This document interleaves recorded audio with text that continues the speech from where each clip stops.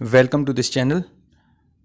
इस वीडियो में हम लोग उत्तर वैदिक काल के बारे में पढ़ेंगे। पिछले वीडियो में इससे पहले हम लोगों ने ऋग वैदिक काल के बारे में पढ़ा था। ऋग वैदिक का जो टाइम पीरियड था वह 1500 बीसी से लेकर 1000 बीसी तक था। लगभग 500 वर्षों तक का समय ऋग वैदिक काल के नाम से जाना जाता है।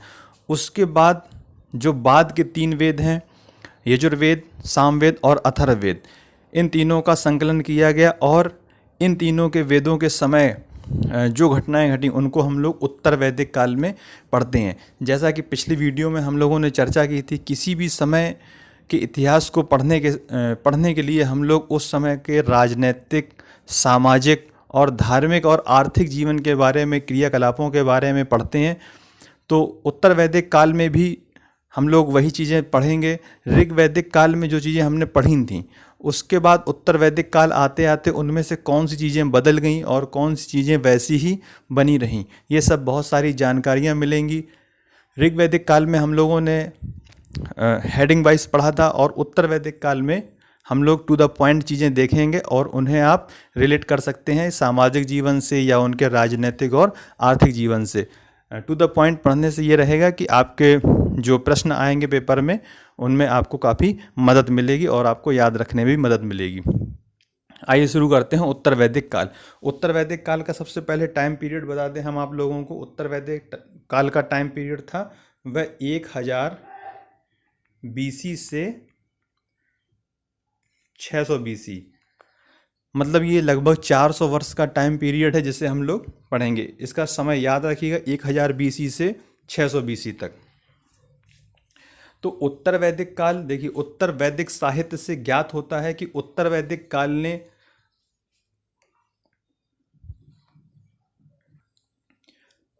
उत्तर वैदिक साहित्य से ज्ञात होता है कि उत्तर वैदिक काल में आर्यों ने संपूर्ण गंगा घाटी में अपना प्रभुत्व जमा लिया था और उनकी कर्म भूमि अब गंगा यमुना दोआब में हो गई थी। इस काल के साहित्य में हिमालय, हिंद महासागर, विंध्य पर्वत आदि का उल्लेख और उनकी भौगोलिक सीमाओं पर उनकी भौगोलिक सीमाओं के विस्तार की ओर इशारा करते हैं। देखिए, हमने आपको बताया था कि ऋग वैदिक काल में जो आर्य थे वह किस क्षेत्र में रहते थे। उनका जो मूल क्षेत्र था वह सप्त सिंधु क्षेत्र हमने आपको बताया था, जिसको आज वर्तमान पंजाब के रूप में जानते हैं। और सतलज नदी से यमुना नदी के बीच का जो क्षेत्र वह ब्रह्मवर्त कहलाता था और वह ऋग वैदिक काल के आर्यों का मूल केंद्र था एक तरीके से। अब आप देखेंगे कि उत्तर वैदिक काल आते आते जो उनका मुख्य केंद्र था, जो उनके रहने का, जो उनके भौगोलिक विस्तार का मुख्य केंद्र था, वह कुछ पूर्व की तरफ खिसक गया और गंगा घाटी की ओर आ गया। हम चित्र के माध्यम से आपको समझाते हैं, देखिए।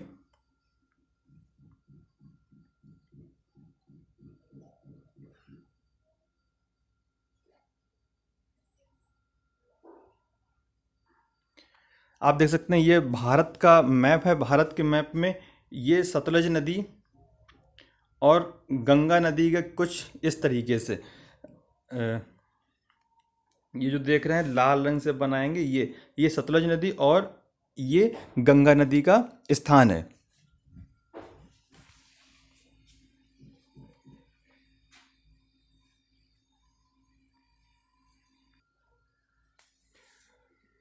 तो गंगा घाटी क्षेत्र का देखिए, पहले जो विस्तार था वो लगभग इस क्षेत्र में था, इस क्षेत्र में।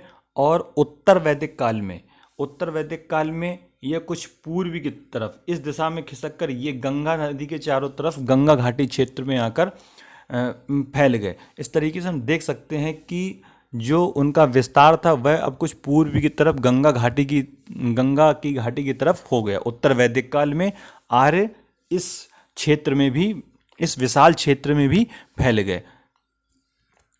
अब आगे देखते हैं।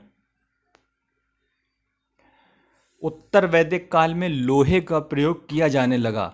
लोह उपकरणों की सर्वाधिक संख्या अतरंजी खेड़ा एटा उत्तर प्रदेश से प्राप्त हुई है। यजुर्वेद में धातु उपकरणों को श्याम अयस अथवा कृष्ण अयस की संज्ञा दी गई है। लोहे के प्रयोग के बारे में हम लोग बार बार बात करते हैं कि लोहे का प्रयोग बहुत ही महत्वपूर्ण था।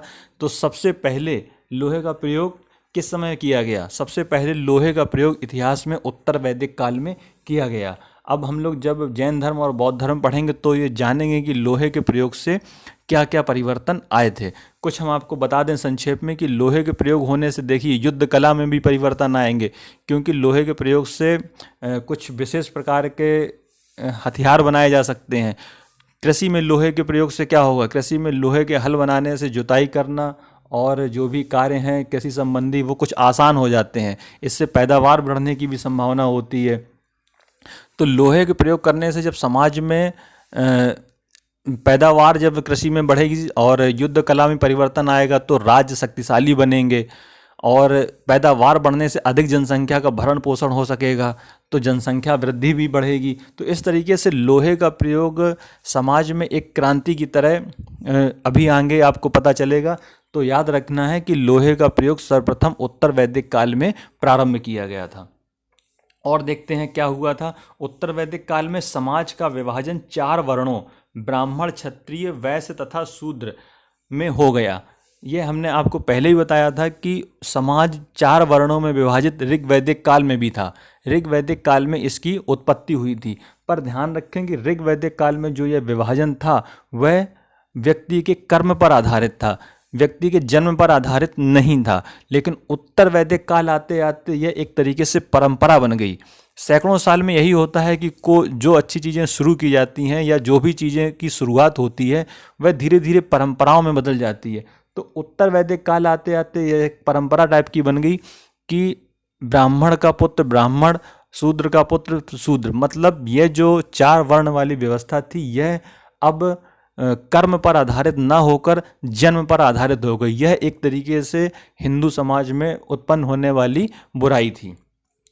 आगे देखते हैं, यह वर्ण व्यवस्था कर्म आधारित ना होकर जन्म आधारित हो गया, जैसा कि बताया हमने आपको।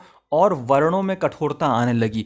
वर्णों में कठोरता आने का मतलब है कि हर वर्ण का जो अपने अपने तौर तरीके थे वो कुछ ज़्यादा हावी होने लगे लोगों पर। और जब वो ज़्यादा हावी होंगे अपने अपने तौर तरीके, जैसे ब्राह्मण का काम पूजा पाठ करना, क्षत्रिय काम केवल युद्ध करना या रक्षा करना, और शूद्रों को जो निम्न कोटि के कार्य दिए जाते थे। तो जब वर्णों में कठोरता आने लगी, लोग एक वर्ण से दूसरे वर्ण में नहीं जा सकते थे, कहने का मतलब परिवर्तन नहीं कर सकते थे, तो जाहिर सी बात है कि फिर उनमें संघर्ष भी होने तो फिर जाहिर सी बात है कि उनमें संघर्ष होने की भी संभावना बढ़ जाती है।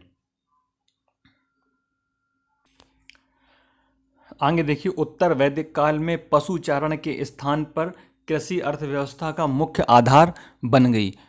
तो देखिए, हमने ऋग वैदिक काल में पढ़ा था कि उस समय भी जो अर्थव्यवस्था है, जो आर्थिक क्रियाकलाप हैं वो किए जाते थे, और आर्थिक क्रियाकलापों में पशुचारण का मुख्य स्थान था।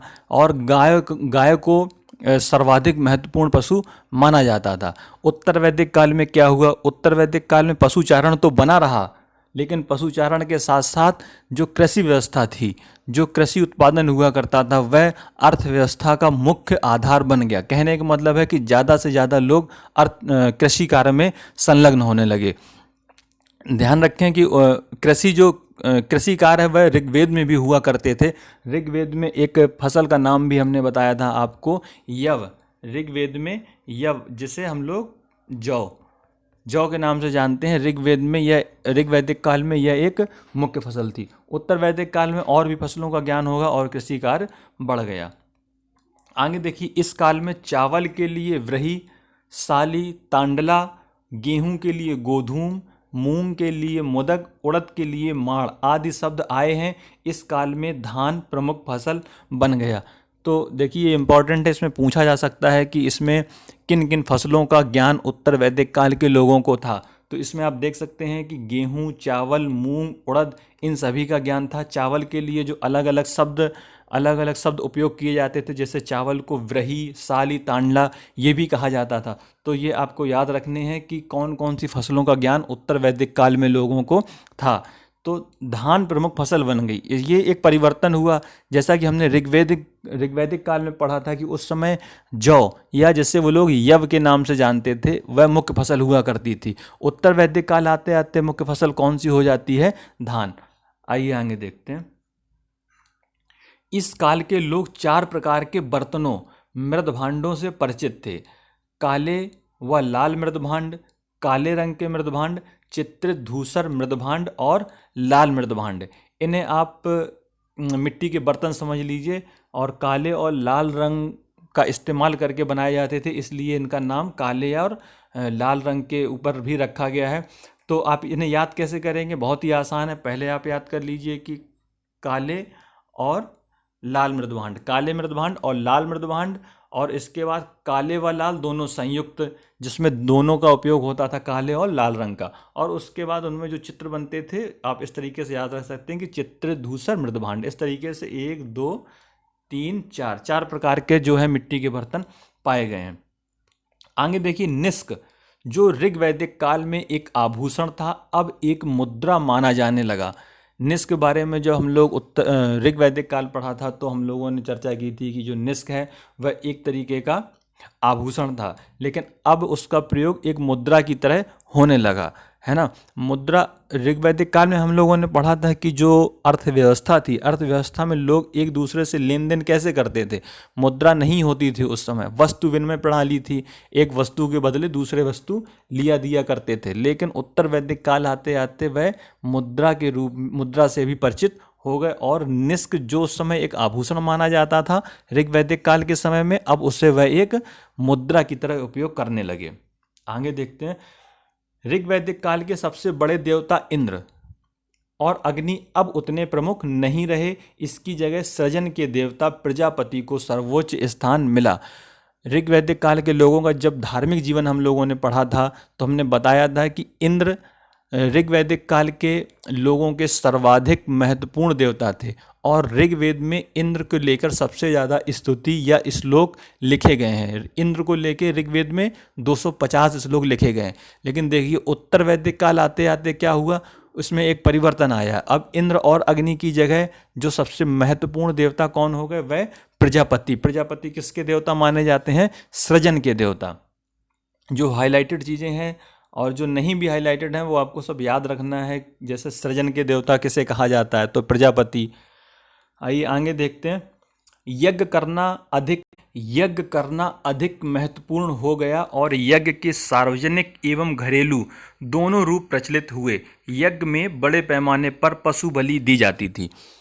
ऋग्वैदिक काल में हमने देखा था कि यज्ञ उस समय भी हुआ करते थे, पर ऋग्वैदिक काल से लेके उत्तर वैदिक काल आते आते समाज में बहुत सारे परिवर्तन हुए। जैसा कि परिवर्तन हमने एक देखा कि जो वर्ण व्यवस्था थी, ब्राह्मण, क्षत्रिय, वैश्य और शूद्र, जिसकी उत्पत्ति तो ऋग्वैदिक काल में ही हो गई थी, परंतु वह उस समय तक कर्मों पर आधारित थी। जो व्यक्ति जिस प्रकार के कर्म करता था, वह उसी वर्ग में सम्मिलित होता था। परंतु उत्तर वैदिक काल में आते आते यह जन्म आधारित व्यवस्था बन गई। जन्म आधारित व्यवस्था बनने का मतलब है कि यह एक समाज में बुराई आ गई, और इसी तरीके से जो यज्ञ हुआ करते थे वह ऋग्वैदिक काल में भी होते थे, परंतु उत्तर वैदिक काल आते आते इनका यज्ञ करना बहुत अधिक महत्वपूर्ण माना जाने लगा। अब यज्ञ करना यदि महत्वपूर्ण माना जाएगा, तो फिर समाज में किस वर्ग का वर्चस्व स्थापित हो जाएगा? सीधी सी बात है, क्योंकि यज्ञ आदि कराना उस समय ब्राह्मण वर्ग के हाथ में हुआ करता था। तो अगर यज्ञ आदि अधिक किए जाएंगे, करवाए जाएंगे, तो ब्राह्मण वर्ग का वर्चस्व स्थापित हो जाएगा। ब्राह्मणों ने यज्ञ करने को और कराने को लेकर कुछ इस तरीके से समाज को बताया कि यज्ञ इतने महत्वपूर्ण है और करवाना चाहिए, नहीं करवाएंगे तो ये दंड मिलेगा, वैसा दंड मिलेगा। इसलिए लोगों के दिमाग में भय भर के या उनको किसी भी तरीके से यज्ञ करवाने के लिए, करने के लिए, बलि देने के लिए मजबूर किया गया। तो होता क्या है कि जब समाज में इस तरीके की बुराइयां पनपने लगती हैं, तो लोग उससे त्रस्त होकर उसका उपाय ढूंढने लगते हैं। आगे जब हम लोग पढ़ेंगे जैन धर्म और बौद्ध धर्म, तो देखेंगे कि समाज में ये सब जो बुराइयां थी, इससे काफ़ी हद तक लोगों को ये प्रेरणा मिली कि वह किसी दूसरे धर्म को अपना लें। तो यज्ञ एक जो बड़े पैमाने पर किए जाने लगे थे, उसने भी समाज में काफ़ी हद तक द्वेष भावना ब्राह्मणों के प्रति उत्पन्न की। आगे देखते हैं, पशुओं के देवता रुद्र इस काल में एक महत्वपूर्ण देवता बन गए। उत्तर वैदिक काल में इनकी पूजा शिव के रूप में होने लगी। इससे आपसे प्रश्न पूछा जा सकता है कि पशुओं के देवता कौन है, तो रुद्र या शिव, शिव की रुद्र के रूप में पूजा की जाने लगी। इस काल में पूषण शूद्रों के देवता थे। देखिएगा, पूषण शूद्रों के देवता थे। तो ये आपसे प्रश्न मैचिंग के लिए आ सकते हैं कि पूषण किसके देवता थे, पशुओं के देवता कौन थे और सृजन के देवता कौन थे, तो इनको आपको याद रखना है। देखिए, ये उत्तर वैदिक काल में कुछ महत्वपूर्ण, जिसे हम लोगों ने पॉइंट के रूप में पढ़ा और उस समय के सामाजिक और धार्मिक जीवन के बारे में पता चलता है। अब वैदिक काल, जो संपूर्ण वैदिक काल हम लोगों ने जो पहले वीडियो में पढ़ा था ऋग्वैदिक काल, और जो इस वीडियो में हम लोगों ने उत्तर वैदिक काल पढ़ा, तो इस संपूर्ण वैदिक काल में जो साहित्य लिखा गया, अब हम लोग वो पढ़ेंगे। परीक्षा की दृष्टि से यह पार्ट बहुत ही इम्पॉर्टेंट है, क्योंकि जो पुस्तकें हैं, जो किताबें हैं, जो उस समय लिखा गया है, वह पूछा जाता है। तो वैदिक साहित्य अब हम लोग इसको पढ़ेंगे। ऋग्वैदिक काल के समय तो ऋग्वेद लिखा गया था। उत्तर वैदिक काल में जो बाद के 3 वेद हैं, अथर्ववेद, सामवेद और यजुर्वेद, उनको संकलित किया गया और उसके साथ साथ और भी कई ग्रंथों की रचना हुई, जिसे हम वैदिक साहित्य के अंतर्गत अब जानेंगे। देखिए, वैदिक साहित्य, वेद शब्द ज्ञान का प्रतीक है और यह ग्रंथ वास्तव में पृथ्वी पर और पृथ्वी से परे अपने समस्त जीवन का संचालन करने के लिए मनुष्यों को ज्ञान उपलब्ध कराने के विषय में हैं। ये हमने पहले ही बताया था कि वेदों की उत्पत्ति कब हुई थी। लगभग 5000 BC के आसपास ईश्वर के द्वारा वेद कुछ ऋषियों को दिए गए थे या ज्ञान के रूप में उन्हें बताया गया था। वही पीढ़ी दर पीढ़ी हस्तांतरित होते हुए आगे आते रहे। प्रारंभ में वेद एक पीढ़ी से दूसरी पीढ़ी को मौखिक रूप से प्रदान किए गए, लेकिन इतिहासकारों का अनुमान है कि 1500 ईसा पूर्व से 1000 ईसा पूर्व के आसपास इन्हें संकलित किया गया। देखिए, 4 वेद हैं। 4 वेदों के बारे में हम आपको बताते हैं। ऋग्वेद पहला, ये सबसे पुराना वेद है। इसमें 1028 अलग अलग संस्कृत सूक्त हैं। सूक्त का मतलब आप इस श्लोक समझ सकते हैं। दूसरा वेद अथर्ववेद, इस वेद को ब्रह्म वेद के रूप में भी जाना जाता है। यहाँ बात लिखा हुआ है, इसको आप वेद पढ़ेंगे। इस वेद को ब्रह्म वेद के रूप में जाना जाता है और इसके लिए क्रमशः अथर्व और अंगिरा नामक 2 ऋषियों को श्रेय दिया जाता है। यह मनुष्य के दैनिक जीवन के सभी पहलुओं को आच्छादित करता है, विशेष रूप से कई रोगों के उपचार पर भी केंद्रित है। इस वेद में काला एवं सफ़ेद जादू, ब्रह्मांड में होने वाले परिवर्तनों और यहाँ तक कि ग्रहण जीवन की दैनिक समस्याओं के मुद्दों को भी इसमें संकलित किया गया है। आप वर्ष काट दीजिएगा, इसमें शामिल किया गया है। तो अथर्ववेद एक ऐसा है जो हमारे दैनिक जीवन की समस्याओं से, दैनिक जीवन के मुद्दों से जुड़ा हुआ वेद है। इसमें बहुत सारी जड़ी बूटियाँ और दवाओं के बारे में भी चर्चा है, काला जादू, सफ़ेद जादू, और हम अपने दैनिक जीवन को कैसे अच्छा बना सकते हैं, क्या कर सकते हैं, ये सब चर्चा अथर्ववेद में की गई है। तो अगर आपसे पूछा जाए कि वह कौन सा वेद है जो मनुष्य के दैनिक जीवन से सर्वाधिक संबंधित है, तो वह अथर्ववेद है। आगे देखते हैं यजुर्वेद। इसमें यजु, यहाँ पर कुछ टाइपिंग मिस्टेक है, ये यजु शब्द है। यजु शब्द यज्ञ का प्रतीक है। वैदिक काल में प्रचलित विभिन्न प्रकार के यज्ञ एवं कर्मकांडों और मंत्रों पर केंद्रित है। इस वेद के 2 प्रमुख शाखाएं हैं, शुक्ल यजुर्वेद और कृष्ण यजुर्वेद। देखिए, जो यजुर्वेद है वह यज्ञों से संबंधित है। यज्ञ किस तरीके से करना है, यज्ञों में क्या होता है, यज्ञ करने के लिए कौन कौन से मंत्र हैं, किस प्रकार यज्ञ करना चाहिए, वह यजुर्वेद है। तो आप समझते रहिएगा। जो अथर्ववेद हमने पढ़ा वह व्यक्ति की दैनिक जीवन की समस्याओं से ज़्यादा संबंधित है। यजुर्वेद है वह यज्ञों की प्रक्रियाओं का अधिक वर्णन करता है। अगला देखिए सामवेद। टाइपिंग मिस्टेक है इसमें। यह वेद गीतों पर केंद्रित है। इस ग्रंथ की संगीतमयी प्रकृति के कारण इसे गायन पुस्तक भी कहा जाता है। इसमें कुछ टाइपिंग मिस्टेक है। संगीतमयी प्रकृति के कारण इसे गायन पुस्तक भी कहा जाता है। तो सामवेद समझ लीजिए, इसे गायन पुस्तक कहते हैं। इसमें जो श्लोक हैं वह अधिकांश श्लोक ऋग्वेद से लिए गए हैं, परंतु जो इसमें कुछ नए श्लोक भी शामिल किए गए हैं और उनका गाने के लिए और उन्हें इस तरीके से समायोजित किया गया है ताकि उनको गाया जा सके, और इसलिए इसको प्रथम गायन पुस्तक भी कहा जाता है।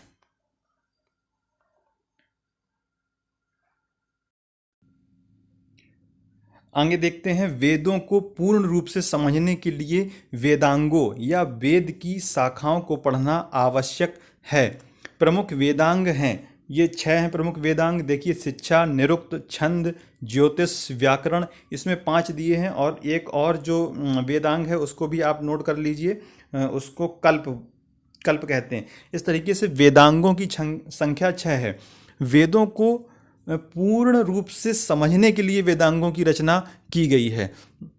दरअसल अगर आपने वेद कभी देखे हो, अगर नहीं देखे हैं तो किसी बड़ी लाइब्रेरी में जाकर आप वेदों की जो कॉपियां हैं उनको देख सकते हैं। वेदों की भाषा संस्कृत है, परंतु यह बहुत ही जटिल संस्कृत में लिखे गए हैं। इनको साधारण व्यक्ति, आम व्यक्ति नहीं समझ सकता है।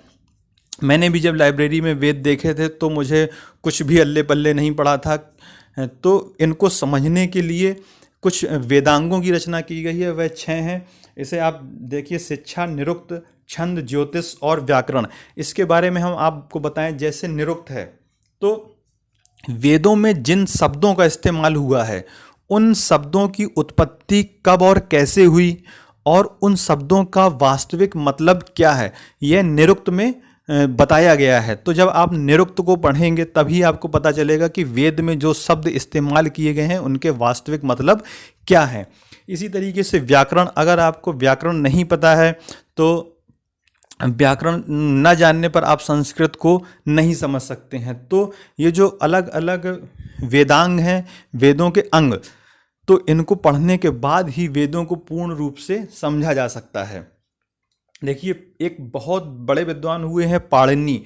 पाणिनि का अष्टाध्यायी एक महत्वपूर्ण व्याकरण ग्रंथ है। इसे आप बहुत अच्छे से याद कर लीजिए, क्योंकि ये पुस्तक का नाम पूछा जा सकता है, किस विषय पर लिखी गई है यह पूछी जा सकती है, और किसने लिखी है ये पूछी जा सकती है। वेरी इंपॉर्टेंट, पाणिनि की अष्टाध्यायी एक व्याकरण की पुस्तक है। आगे देखते हैं, वेद के बाद जो वैदिक साहित्य में जो दूसरा स्थान आता है वह ब्राह्मण का आता है। ब्राह्मण किसी ब्राह्मण वर्ग की बात नहीं हो रही है, ब्राह्मण पुस्तकों को कहा गया है, उस ब्राह्मण की बात हो रही है।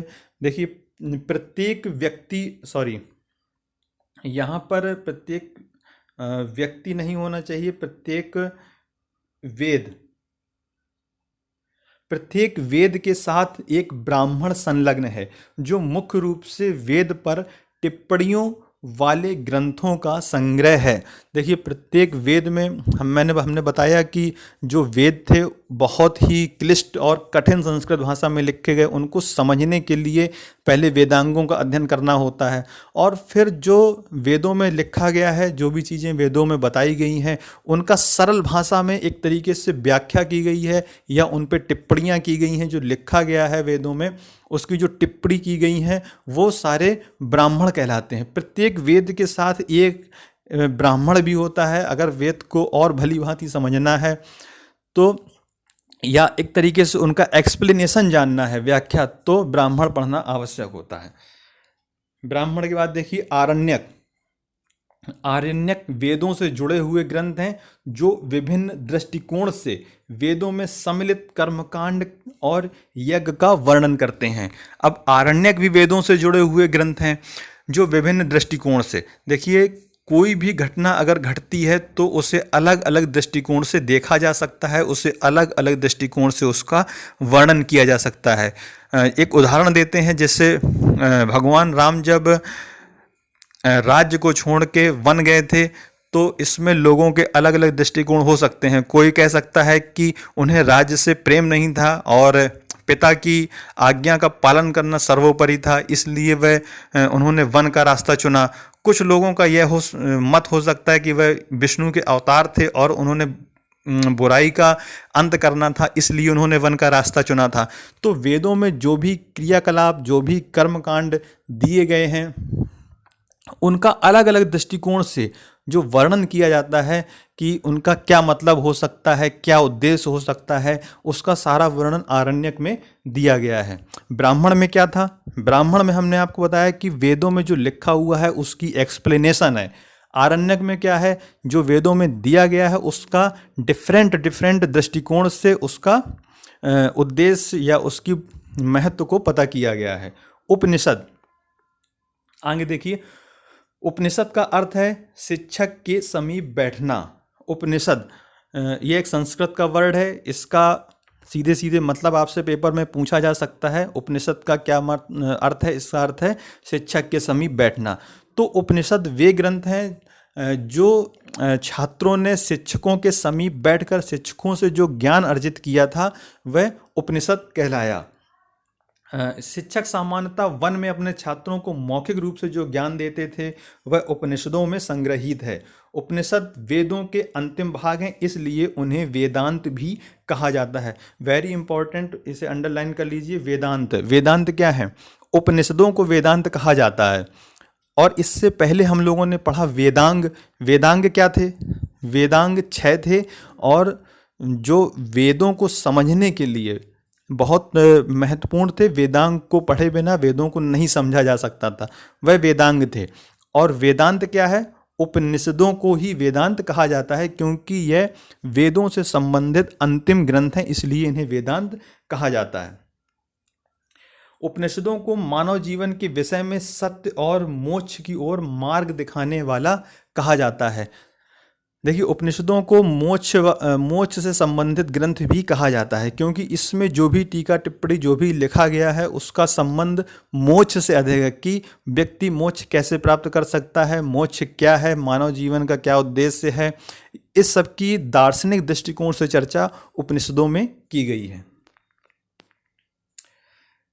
देखिए, अब एक टेबल दी गई है आपको, इसमें आप देख सकते हैं कि वैदिक साहित्य के स्रोत, मतलब वैदिक साहित्य में क्या क्या सम्मिलित किया गया है। इसमें वेद और प्रत्येक वेद के साथ कौन सा ब्राह्मण संलग्न है और प्रत्येक वेद से संबंधित कौन सा उपनिषद है, कौन सा आरण्यक है, उसके बाद सूक्त कितने हैं किस वेद में, और अध्येता।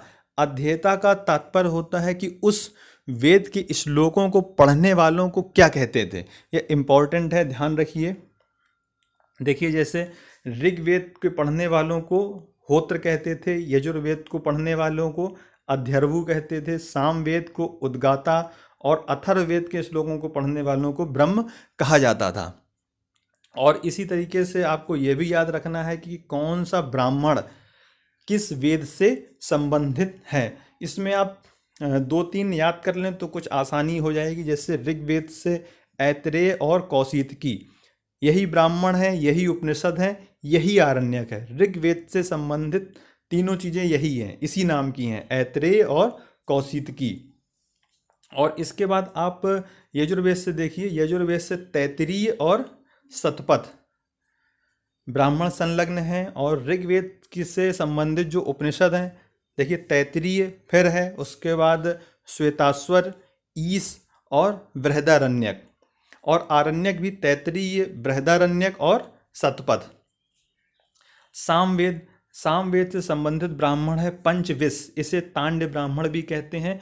और सामवेद से संबंधित जो उपनिषद हैं केन और छांदोग्य, आपको याद रखना है, ये इंपॉर्टेंट है, आपसे पेपर में सीधे पूछे जा सकते हैं कि छांदोग्य किस वेद से संबंधित उपनिषद है।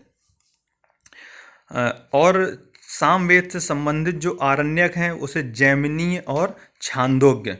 और इसी तरीके से अथर्ववेद से संबंधित ब्राह्मण को गोपथ कहते हैं। और अथर्ववेद से संबंधित जो उपनिषद हैं वह प्रश्न, मुंडक, मांडूक्य।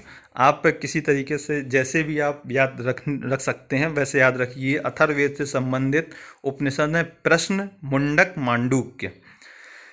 और टेबल के जो लास्ट पॉइंट हैं इसमें उपवेद भी दिए गए हैं, कौन से वेद के कौन से उपवेद हैं। आगे देखिए, कुछ अन्य महत्वपूर्ण तथ्य। अभी तक हम लोगों ने वैदिक काल में जो ऋग वैदिक काल और उत्तर वैदिक काल, जो दोनों के हम लोगों ने सामाजिक, धार्मिक और राजनीतिक, आर्थिक जीवन जो पढ़ा है वैदिक काल में, जितना भी पढ़ा है, ये सारे जो इम्पोर्टेंट फैक्ट हैं उसी पर आधारित हैं। ये आपकी परीक्षा की दृष्टि से बहुत इंपॉर्टेंट हैं, इसलिए इनको एक साथ संकलित करके यहाँ पर दिया जा रहा है। ये हम पढ़ देंगे और आप इनको देख लीजिए, आप इनको बार बार पढ़िए, क्योंकि परीक्षा में आने की पूरी संभावना है। देखिए, ऋग्वेद, यजुर्वेद एवं सामवेद को सम्मिलित रूप से वेद त्रयी कहा जाता है। ऋग्वेद, यजुर्वेद एवं सामवेद। पूछा जा सकता है कि वेद त्रयी में कौन कौन से वेद सम्मिलित होते हैं या कौन सा वेद सम्मिलित नहीं है। तो त्रयी का मतलब 3 होता है, 3 शामिल होंगे, इसमें अथर्ववेद शामिल नहीं है। ध्यान रखिए, अथर्ववेद के बारे में पहले बताया था। अथर्ववेद एक ऐसा वेद है जो मनुष्य की दैनिक जीवन की समस्याओं से, मनुष्य के दैनिक जीवन से ज़्यादा घनिष्ठ रूप से संबंधित है। वह वेद वेद त्रयी में शामिल नहीं है। आगे देखिए, उपनिषदों की संख्या 108 है। वर्तमान में जो ज्ञात उपनिषद हैं उनकी संख्या 108 है। इन्हें आप इस तरीके से याद रख सकते हैं कि हिंदू धर्म में आपने देखा होगा कि जो संत लोग होते हैं वह एक माला जपा करते हैं, उस माले में भी 108 मोतियां होती हैं, है ना। तो उपनिषदों की संख्या 108 है। वेदांगों की संख्या 6 है। वेदांगों की संख्या 6 है। ये हमने आपको ऊपर वेदांग भी बताए थे, ये भी बताया कि वेदांग क्या हैं, है ना। वेदांग क्या है? वेदांग वह ग्रंथ हैं जिनको पढ़े बिना वेदों को समझना मुश्किल है। वेदों को समझने के लिए जिन ग्रंथों की रचना की गई है वह वेदांग हैं। और वेदांत, वेदांत आप बताइए कमेंट बॉक्स में कि वेदांत क्या है। तो वेदांग और वेदांत में अंतर भी आप जानते रहिए। आगे देखिए, महापुराणों की संख्या 18 है। अब हम लोग आगे देखेंगे कि वैदिक काल में ही कुछ और दर्शन जो उस समय उत्पन्न हुए और जिनका उदय हुआ, उस दर्शन के प्रवर्तक कौन थे। देखिए, सांख्य दर्शन के प्रवर्तक कपिल मुनि थे। योग के बारे में तो हम सभी लोगों ने बहुत ज़्यादा सुना है, हम सभी जानते हैं। और योग के जो प्रवर्तक थे वह पतंजलि थे। योग क्या है, अगर आप गहराई से जानना चाहेंगे, सिर्फ हम लोग इतना समझते हैं कि प्राणायाम करना और कुछ विशेष प्रकार की शारीरिक आसन करना, सिर्फ इतना ही योग है। तो योग इतना नहीं है, यह एक दर्शन है, यह एक फिलॉसफी है। जीवन किस तरीके से जिया जा सकता है और हमारे जीवन में प्राणायाम, आसन, इनका क्या महत्व है, तो ये सब योग दर्शन के अंतर्गत आता है। तो योग दर्शन के प्रवर्तक पतंजलि हैं। आगे देखते हैं, न्याय, इस दर्शन के प्रवर्तक गौतम। चारवाक दर्शन के जो प्रवर्तक हैं वह चारवाक ही हैं। इस दर्शन के बारे में बहुत ही इंटरेस्टिंग चीज़ हम बताते हैं। यह दर्शन या इस दर्शन को मानने वाले जो चारवाक मुनि थे वह कहते थे कि यावत जीवनम सुखम जीवेत घृणम कृत्वा। इस दर्शन के जो मुनि थे, चारवाक मुनि, उनका कहना था कि यावत जीवनम सुखम जीवेत ऋणम कृत्वा घृतम पिबेत। मतलब यह है कि जब तक जियो सुख से जियो, चाहे कर्ज लेकर, ऋण लेकर ही क्यों ना घी पियो, लेकिन सुख से जियो। तो वह सुखवादी मान्यता पर आधारित था। और अब देख रहे हैं कि आज वर्तमान में युवा पीढ़ी काफ़ी हद तक इस चीज़ को भी अपना रही है कि जैसी भी रहो खुश रहो। तो और देखिए, और कौन से दर्शन उस समय उदय हुए थे। वैशेषिक कणाद, जो वैशेषिक दर्शन है, इसके बारे में आपको बताएं। यह एक तरीके से माना जाता है कि जो आधुनिक रसायन विज्ञान है, तो रसायन विज्ञान की जो उदय हुआ वह वैशेषिक दर्शन से हुआ। इसके बाद 2 दर्शन और हैं। एक ही दर्शन है, उसके 2 भाग हैं, पूर्व मीमांसा जैमिनी और उत्तर मीमांसा बादरायण। इन जो 6 दर्शन हैं, षड दर्शन इनको कहा जाता है। इन दर्शन के प्रवर्तक कौन है, ये आप इनको बार बार पढ़िए, इनको याद करना मोस्ट इम्पॉर्टेंट है। आगे देखिए, सांख्य दर्शन को सबसे प्राचीन दर्शन माना जाता है। अब एक टेबल दी गई है कि ऋग वैदिक काल में कुछ जो नदियां थीं, उन नदियों के ऋग वैदिक काल में क्या नाम थे और वर्तमान में उन नदियों को किन नाम से हम लोग जानते हैं। तो ये बहुत ही इम्पोर्टेंट है। देखिए, परशुनी, रावी, सतुद्री, सतलज, विपाशा, व्यास, सदानीरा, गंडक, दृशधती, घग्घर, कुभा, काबुल, वितस्ता, झेलम और कृभ, कुर्रम। बहुत कठिन नहीं है, अगर आप इस चीज़ को एक बार या दो बार तीन बार रिवीजन करेंगे तो बहुत आसानी से ये याद हो जाती हैं। गोमती, गोमल, तो ये नदियों के नाम हैं। ऋग्वेद कालीन नदियाँ कौन सी हैं और उनके वर्तमान में क्या नाम है। अब देखिए बहुत सारे फैक्ट दिए गए हैं, इनको आप पढ़ लीजिए। ये सारे लगभग हम लोग पढ़ चुके हैं, कुछ नए भी आपको इसमें मिलेंगे और ये परीक्षा की दृष्टि से इम्पॉर्टेंट हैं। देखिए वैदिक काल का विभाजन दो भागों ऋग्वैदिक काल और उत्तर वैदिक काल में किया गया, ये हम आपको बता चुके हैं। आर्य सर्वप्रथम पंजाब और अफगानिस्तान में बसे थे। मैक्स मूलर ने आर्यों का निवास स्थान मध्य एशिया को माना है। आर्यों द्वारा निर्मित सभ्यता ही वैदिक सभ्यता कहलाई। ये सारी चीज़ें हम लोग पढ़ चुके हैं। आर्यों द्वारा विकसित सभ्यता ग्रामीण सभ्यता थी। देखिए एक टेबल दी हुई, ऋग्वैदिक कालीन देवता, कौन देवता, उसका संबंध किससे था। ऋग्वैदिक काल में हमने देखा था कि लोगों का जो धार्मिक जीवन था, जो प्राकृतिक घटनाएं घटती थीं, प्रकृति के जितने रूपों को उन्होंने देखा था ऋग्वैदिक काल में लोगों ने, उन्हीं को उन्होंने देवताओं का नाम दे दिया था। प्रकृति को ही देवता मानते थे। तो कौन सा देवता किस चीज़ का देवता था, किससे संबंध रखता था, वह एक टेबल दी हुई। जैसे इंद्र युद्ध का नेता और वर्षा का देवता। अग्नि देवता और मनुष्य के बीच मध्यस्थ। अग्नि को क्या माना जाता था, मनुष्य और देवताओं के बीच में मध्यस्थता करने वाला। वरुण पृथ्वी और सूर्य के निर्माता, समुद्र का देवता, विश्व के नियामक, सत्य का प्रतीक, ऋतु परिवर्तन एवं दिन रात का कर्ता। देव आकाश का देवता। सोम वनस्पति के देवता। उषा प्रगति एवं उत्थान के देवता। विष्णु विश्व के संरक्षक और पालनकर्ता। मरुत आंधी तूफान का देवता। आगे और पॉइंट देखते हैं। आर्यों की भाषा संस्कृत थी, यह भी हम लोग पढ़ चुके हैं। आर्यों की प्रशासनिक इकाई 5 भागों में बटी थी, कुल, ग्राम, विश्व, जन, राष्ट्र। ये भी हम लोग पीछे पढ़ चुके हैं। वैदिक काल में राजतंत्रात्मक प्रणाली प्रचलित थी। राजतंत्रात्मक प्रणाली का सीधा सीधा मतलब है कि राजा के द्वारा शासन किया जाता था। ग्राम के मुखिया ग्रामणी और विश्व का प्रधान विस्पति कहलाता था। जन के शासक को राजन कहा जाता था। राज्याधिकारियों में पुरोहित और सेनानी प्रमुख थे। देखिए राजा कभी अकेला शासन नहीं कर सकता है, राज्यों की समिति होती है या मंत्रिपरिषद होती है। तो मंत्रिपरिषद एक तरीके से थी, जो पुरोहित और सेनानी थे, ये महत्वपूर्ण राजा के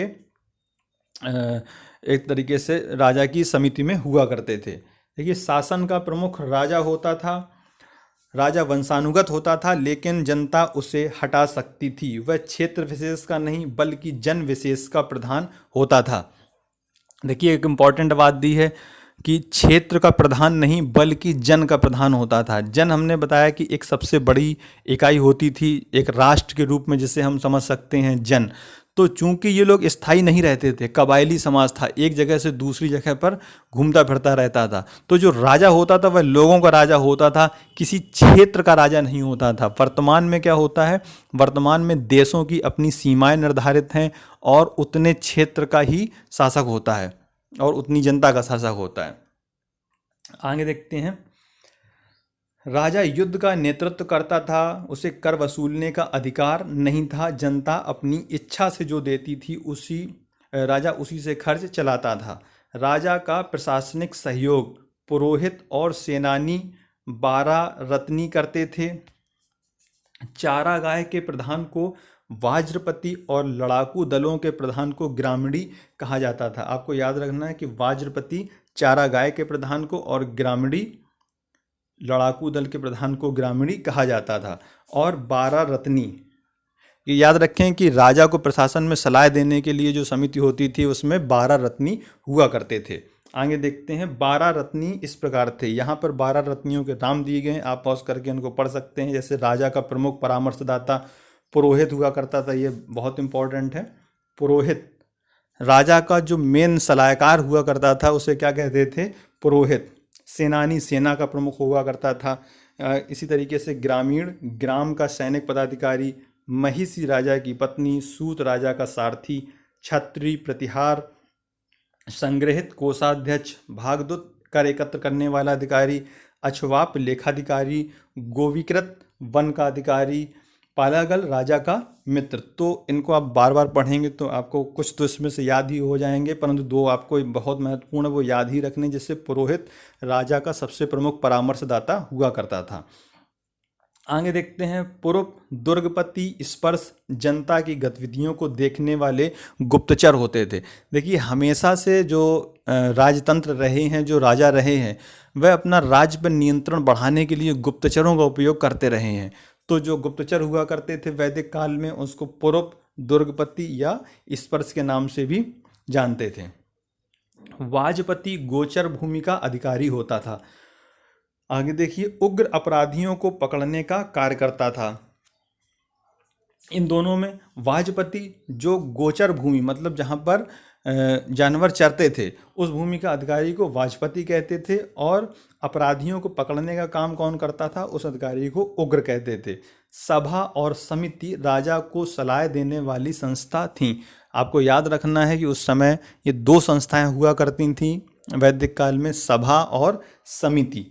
सभा श्रेष्ठ और संभ्रांत लोगों की संस्था थी, जबकि समिति सामान्य जनता का प्रतिनिधित्व करती थी। और विदथ सबसे प्राचीन संस्था थी। ऋग्वेद में सबसे ज़्यादा विदथ का 122 बार जिक्र हुआ है।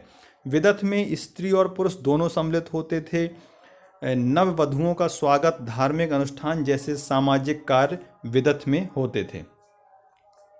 तो आप देख सकते हैं कि सभा और समिति राजा को सलाह देने के लिए हुआ करते थे, और विदत एक तरीके से सामाजिक समिति थी जो नववधुओं का स्वागत और धार्मिक अनुष्ठान कराया करती थी।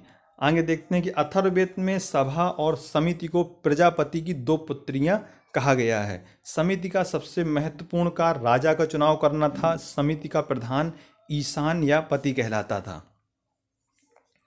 आगे देखिए, युद्ध में कबीले का नेतृत्व राजा करता था। युद्ध के गविष्ठ शब्द का इस्तेमाल किया जाता था, जिसका अर्थ है गायों की खोज। ऋग्वैदिक काल के लिए हमने पढ़ा है कि सबसे महत्वपूर्ण जानवर जो होता था वह गाय होती थी। और गाय को क्या शब्द एक कहा जाता था, इसको कमेंट बॉक्स में बताइएगा। गाय के लिए ऋग्वेद में किस शब्द का इस्तेमाल किया गया है। गविष्ठ, देखिए जो भी नए शब्द मिले उनको आप पढ़ने का एक तरीका होता है कि जो भी नए शब्द मिले आप उन्हें अंडरलाइन कर लें या उनको अपनी एक नोट्स में रख लें लिख के, और सिर्फ उनके मतलब याद रखें, क्योंकि जो प्रश्न बनते हैं वो अधिकांश यहीं से बनते हैं। जैसे गविष्ठ पूछा जाएगा कि ऋग्वैदिक काल में या वैदिक काल में गविष्ठ क्या था, तो गविष्ठ था मतलब गाय की खोज करने के लिए जब राजा जाता था तो वह गविष्ठ शब्द का इस्तेमाल गायों की खोज के लिए किया गया या युद्ध के लिए। आगे देखिए, ऋग्वैदिक समाज ब्राह्मण, क्षत्रिय, वैश्य और शूद्र में विभाजित था। यह बताया हमने आपको ऋग्वैदिक काल में भी, इसे देख लीजिए।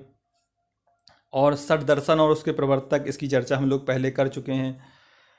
23वां पॉइंट देखिए, एक और वर्ग पणियों का था जो धनी थे और व्यापार करते थे। हमने बताया पणी शब्द का इस्तेमाल व्यापारियों के लिए किया गया था। ऊपर हमने बताया था कि गाय चुराने वालों को भी पणी कहा गया था। कहीं कहीं ऐसा मिलता है, पर आप व्यापारी लिखिए, ये ज़्यादा महत्वपूर्ण है, व्यापारी ज़्यादा उचित है। आगे देखिए, भिखारियों और कृषि दासों का अस्तित्व नहीं था। संपत्ति की इकाई गाय जो विनिमय का माध्यम भी थी। सारथी और बढ़ई समुदाय को विशेष सम्मान प्राप्त था। आर्यों का समाज पितृ प्रधान था। समाज की सबसे छोटी इकाई परिवार थी, जिसका मुखिया पिता होता था। महिलाएं इस काल में अपने पति के साथ यज्ञ कार्य में भाग लेती थीं। बाल विवाह, पर्दा प्रथा का प्रचलन इस काल में नहीं था।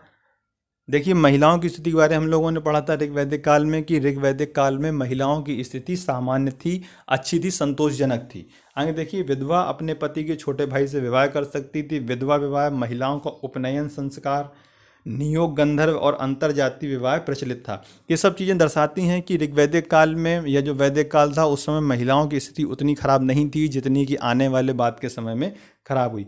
महिलाएं देखिए पढ़ाई कर सकती थीं। ऋग्वेद में कुछ महिलाओं के नाम भी दिए गए हैं, जैसे घोषा, अपाला और विश्वास जैसी कुछ विद्वान महिलाओं का वर्णन है। जीवन भर अविवाहित रहने वाली महिला को अमाजू कहा जाता था। इसकी भी चर्चा हम लोग कर चुके हैं। आर्यों का मुख्य पेय सोम रस था, जो वनस्पति से बनाया जाता था। बहुत इंपॉर्टेंट, सोम रस एक तरीके का पेय पदार्थ था जो पौधों से जो रस प्राप्त होता था उससे बनाया जाता था। आर्य 3 तरह के कपड़ों का इस्तेमाल करते थे, वास, अधिवास, उष्णीय। आगे देखिए, आर्यों का मुख्य व्यवसाय खेती और पशुपालन था। गाय को न मारे जाने वाले पशु की श्रेणी में रखा गया था। गाय के लिए किस शब्द का इस्तेमाल किया जाता था, यह आपको बताना है। गाय की हत्या करने वाले या उसे घायल करने वाले के खिलाफ मृत्युदंड या देश निकाला की सजा दी जाती थी। ये ऋग्वैदिक कालीन नदियों के नाम दिए हैं आपको टेबल में, इनकी चर्चा भी हम लोग पहले कर चुके हैं। आर्यों का प्रिय पशु घोड़ा और प्रिय देवता इंद्र थे। यह ऋग्वैदिक काल की बात है। आर्यों द्वारा खोजी गई धातु लोहा थी। मोस्ट इंपॉर्टेंट, हमने आपको उत्तर वैदिक काल में बताया है कि उत्तर वैदिक काल में लोहे की खोज की गई थी। व्यापार के लिए दूर दूर जाने वाले व्यक्ति को पड़ी कहा जाता था। देखिए जो शब्द हैं उनको आपको याद रखना है। पड़ी, धातु, लोहा, ठीक है। लेन देन में वस्तु विनिमय प्रणाली मौजूद थी। यह ऋग्वैदिक काल में मौजूद थी। और उत्तर वैदिक काल आते आते हम लोगों ने एक परिवर्तन देखा था कि जो निष्क एक प्रकार का आभूषण था ऋग्वैदिक काल में, वह उत्तर वैदिक काल तक आते आते एक मुद्रा के रूप में परिवर्तित हो गया। ऋण देकर ब्याज देने वालों को सूदखोर कहा जाता था। आज भी ये शब्द का इस्तेमाल किया जाता है। सभी नदियों में सरस्वती सबसे महत्वपूर्ण और पवित्र नदी मानी जाती थी, ठीक है। उत्तर वैदिक काल में प्रजापति प्रिय देवता बन गए, ये भी चर्चा हम लोग ऊपर कर चुके हैं। उत्तर वैदिक काल में वर्ण व्यवस्था जन्म के आधार पर निर्धारित होने लगे। इस सेंटेंस को सही कर लीजिए। उत्तर वैदिक काल में जो वर्ण व्यवस्था थी वह कर्म के आधार की बजाय जन्म पर आधारित हो गई थी। उत्तर वैदिक काल में हल को सीरा, हल रेखा को सीता कहा जाता था। जो हल होता था कृषि कार्य में जिसका प्रयोग किया जाता था उसको सीरा कहते थे, और जो हल से जो रेखा बनती थी उसको सीता कहते थे। ये सीता शब्द याद रखिएगा, बहुत इंपॉर्टेंट है, क्योंकि आगे आने वाले चैप्टर में हम लोग सीता अध्यक्ष एक पद है मौर्य काल में, पढ़ेंगे सीता अध्यक्ष का क्या काम था। उत्तर वैदिक काल में निष्क और शतमान मुद्रा की इकाइयाँ थीं। ध्यान रखिए, देखिए हमने निष्क मुद्रा पढ़ी थी, यहाँ पर एक मुद्रा का नाम और मिलता है, निष्क और शतमान। शतमान भी एक मुद्रा थी। देखिए सांख्य दर्शन भारत के सभी दर्शनों में सबसे पुराना है। इसके अनुसार मूल तत्व 25 हैं, जिसमें पहला तत्व प्रकृति है। सांख्य दर्शन के प्रतिपादक कौन थे, ये हमने ऊपर अभी पढ़े हैं, आप इसको कमेंट बॉक्स में बताइए। सांख्य दर्शन के प्रतिपादक कौन थे? गायत्री मंत्र सवित नामक देवता को संबोधित है, जिसका संबंध ऋग्वेद से है। गायत्री मंत्र के बारे में भी हमने आपको बताया था, आपको कमेंट बॉक्स में बताना है कि गायत्री मंत्र के रचयिता कौन थे। देखिए उत्तर वैदिक काल में कौशाम्बी नगर में पहली बार पक्की हुई ईंटों का इस्तेमाल हुआ था। महाकाव्य 2 हैं, महाभारत और रामायण। ये हिंदू धर्म के सभी लोग लगभग जानते हैं कि हिंदू धर्म में 2 महाकाव्य हैं, रामायण और महाभारत। महाभारत का पुराना नाम जय संहिता, बहुत इंपॉर्टेंट है, विश्व का सबसे बड़ा महाकाव्य है महाभारत, और इसको जय संहिता भी कहा जाता है। सर्वप्रथम जाबालो उपनिषद में 4 आश्रम ब्रह्मचर्य, गृहस्थ, वानप्रस्थ और संन्यास का उल्लेख मिलता है। ये 4 आश्रम का मतलब ये होता है कि मनुष्य का जो संपूर्ण जीवन होता है वह 4 खंडों में बटा होता है। सबसे पहले ब्रह्मचर्य, फिर गृहस्थ, फिर वानप्रस्थ और अंत में वह मनुष्य संन्यास ले लेता है। गोत्र नामक संस्था का जन्म उत्तर वैदिक काल में हुआ। आगे देखते हैं, ऋग्वेद में धातुओं में सबसे पहले तांबे या कांसे का जिक्र किया गया है। वे सोना और चांदी से भी परिचित थे, लेकिन ऋग्वेद में लोहे का जिक्र नहीं है। हमने आपको बताया है कि लोहे की खोज उत्तर वैदिक काल में हुई थी। अब देखिए उत्तर वैदिक काल में जो विभिन्न दिशाएं थीं उन दिशाओं को क्या कहते थे? पूरब, पश्चिम, उत्तर और मध्य और दक्षिण को, और उनके राजाओं को क्या कहते थे? देखिए पूर्व को प्राची कहते थे, राजा को सम्राट कहते थे। पश्चिम में पश्चिम दिशा को प्रतीचि कहते थे और वहाँ के राजा को स्वराष्ट्र कहते थे। उत्तर को उदीची और वहाँ के राजा को विराट कहते थे। देखिए मध्य और दक्षिण का इसमें छूटा है, ये भी हम आपको बताएंगे। मध्य में जो राजा होता था उसको राजा कहते थे, और दक्षिण दिशा के राजा को भोज कहते थे। तो ये सभी हमने इम्पोर्टेंट क्वेश्चन भी एक साथ देख लिए हैं। आप हमारे साथ जुड़े रहिए, क्योंकि हम इसमें अभी नेक्स्ट और अगली वीडियो जो हम लोग लाएंगे इस टॉपिक से संबंधित, उसमें MCQs के रूप में भी बहुत सारे प्रश्न लाएंगे जो आपके पेपर के लिए इम्पोर्टेंट होंगे। Thank you for listening.